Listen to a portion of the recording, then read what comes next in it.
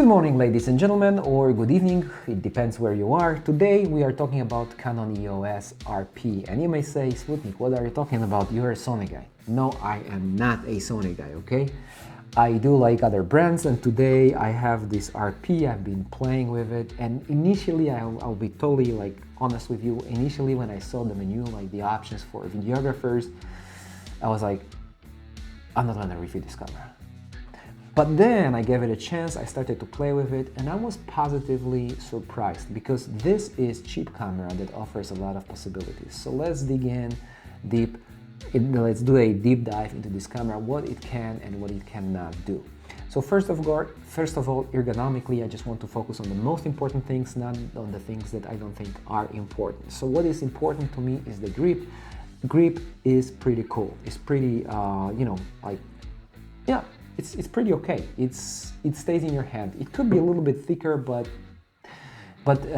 I generally like it, and I would probably like it a little bit more than my beloved Sony a7 Mark III. What I like is that it's got this classic top dial button here, and I love it. I prefer it than the solution in Canon EOS R with the little display. Display is okay, but the mode switch, not my favorite thing. This is very clear to me, very easy to understand, and to change in action. So this is what you want. The biggest ergonomic bummer, let's call it, is that can you still see it? Yeah, is that it doesn't have a joystick, which I love to navigate through all the AF points. It has 4,779 AF points, which is fabulous, and you have to use a touchscreen. However, having said that, the touchscreen operation in Canon is impeccable. It's pretty cool. You can change a lot of things. So ergonomically, the touchscreen is pretty cool. You can change autofocus settings, or for example, quality settings of your image, and so on and so on. So this is cool. It does have these two dial buttons to select f-stop and time, so the basics are here. And this camera, generally, what I like about it, it doesn't pretend to be high-end camera. It's just a cheap full frame entry-level camera, and it does the job it was designed to do. Okay, there's one more thing I want to mention. Let's turn it off because this autofocus is pretty loud.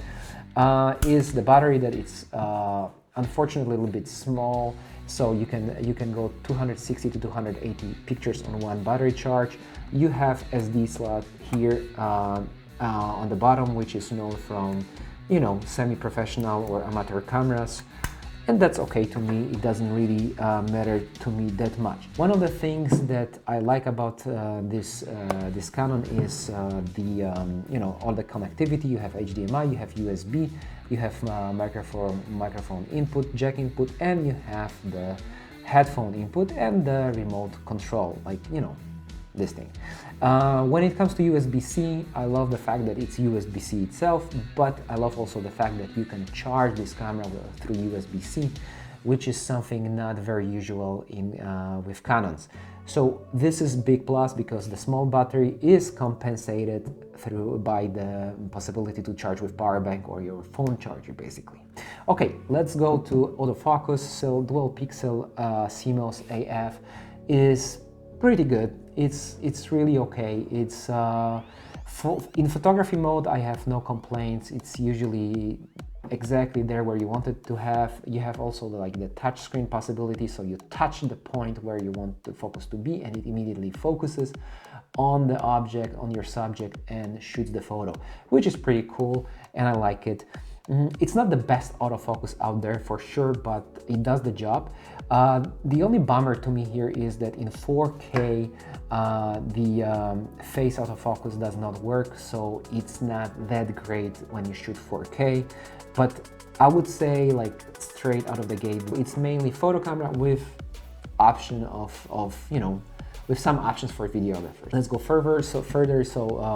Eye detection and face detection works pretty nice. You can see that. I tested it, and it's not easy to lose it, but in 4K you have to be careful. It likes to lose your subject sometimes, and you can miss a shot. but in Full HD for sure it's not bad. Then let's go to the image quality. One of the things that I want to mention that is, this is basically a rebuilt sensor from 6D Mark II, and you know, when it comes to, you know, possibilities of the sensor, it is basically 6D Mark II.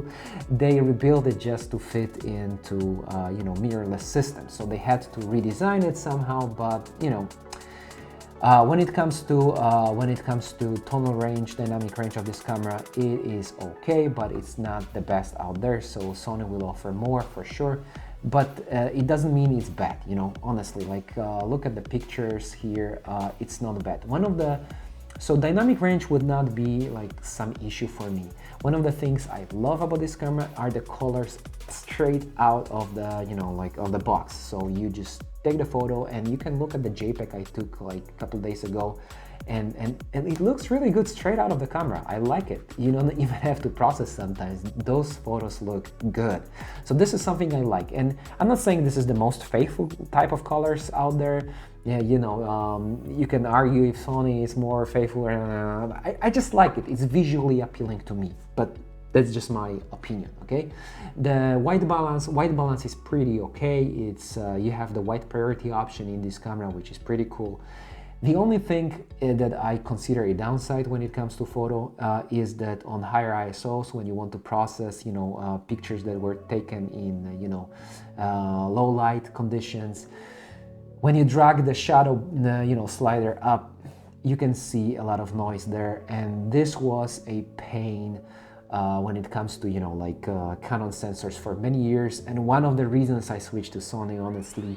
However, it's not that bad. I mean, it doesn't make your photos unusable by any means. It's just there, you can see for yourself, so it's better to overexpose.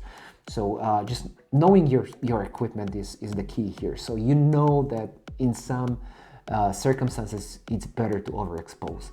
And I think all Canon users know it very well, okay? High ISO doesn't perform very bad, so the noise is not very high, but as I said, dark parts of the picture are the pain of, you know, Canons up to R5 or R6, where the game really changed, okay? Now let's go to the video functions. So we have 4K up to, you know, 24, or if you switch to PAL, you have 25 frames per second. So 4K is pretty okay. You can see the quality of 4K recordings here. So it's not a beast when it comes to video functions. You can see yourself in the menu here. The options you have available, you have 4K 24 frames per second, you have Full HD, so you have kind of slow motion 60 frames per second in Full HD. Not a beast, but you know, a lot of people will say this is totally enough, and you know, combined with good autofocus, nice colors, to me it's perfect. The main flaw I would say is that it does have a 1.6 crop in 4K, but again, this camera offers a lot of cool stuff which kind of saves it. So if you want to crop even more, you can always enable digital image stabilization.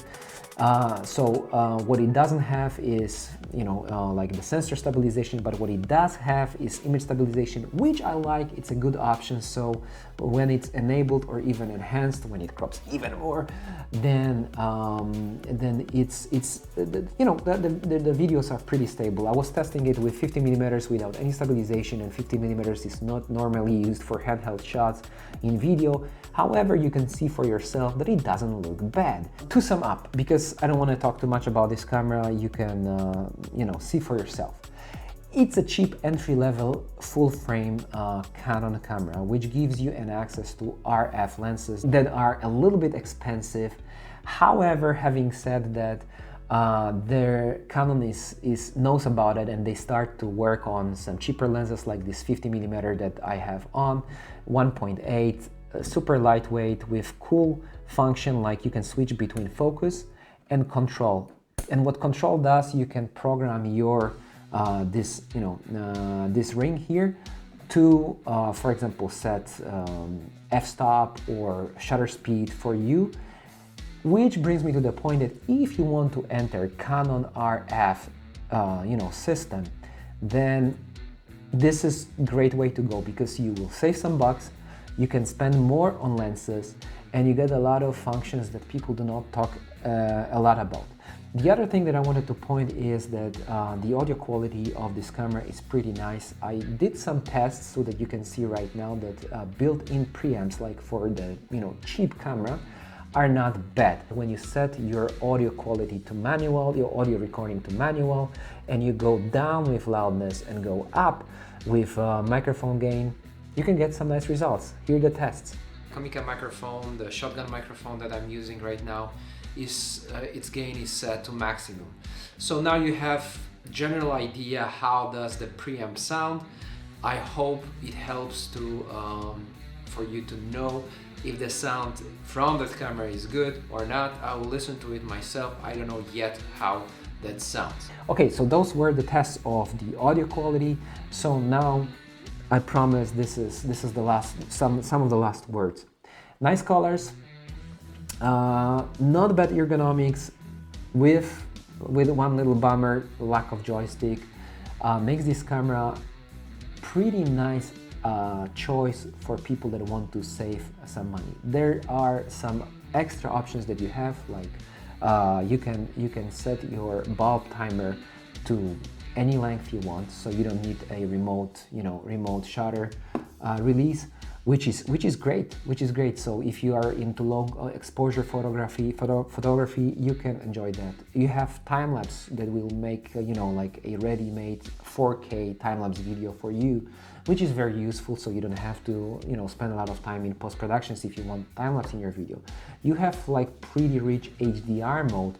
When you play with those functions, you see that this camera has got more to offer than many people think. I don't recommend this camera as the best choice as an entry-level camera because, for example, for many A7 Mark III may be a better choice, but if you, for example, already have a lot of Canon lenses and you want to basically stay within Canon environment and invest a little bit in RF lenses, still using your older lenses, the operation through this converter of the old EF lenses is just wonderful. It works really almost like a native lens, or even like a native lens.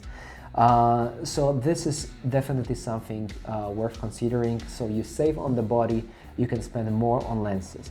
The other thing is that I would recommend to everyone that just wants to have a first full frame camera and they want to have access to these Canon colors. They are really nice, and you don't have to invest a lot of time in post-production because the recordings look pretty nice out of the camera. So not a bad camera overall, with definitely with some flaws, but nothing like a deal breaker there. So guys, let me know what you think about my quick review of Canon EOS RP. If you have some additional points to add, some things that I forgot to mention about, please don't forget to write in the comments below. Please leave thumbs up if you liked it, subscribe if you loved it, and I see you guys in the next episode.